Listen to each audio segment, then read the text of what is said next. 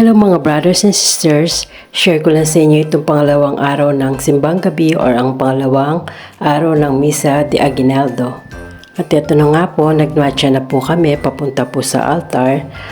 Ang araw din po palang ito ay pangatlong linggo ng linggong Gaudete. Gaudete po ay salitang Latin, ang ibig sabihin ay magalak.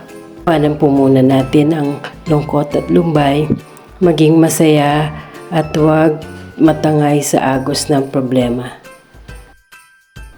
Lagi po nating ipaalala sa ating sarili na tayo'y pinagpala sa maraming paraan at tayo'y laging magpasalamat sa ating Panginoon. At yan na po, tapos na po ang misa. Yan na po yung aming hinihintay, yung final blessings. And after po ng Mass, syempre magbe-bless po tayo kay Father. Talaga napakasaya po talaga pagkatapos ng misa. Nakikita mo po yung kagalakan sa bawat isa't isa. Ayan na po si Father.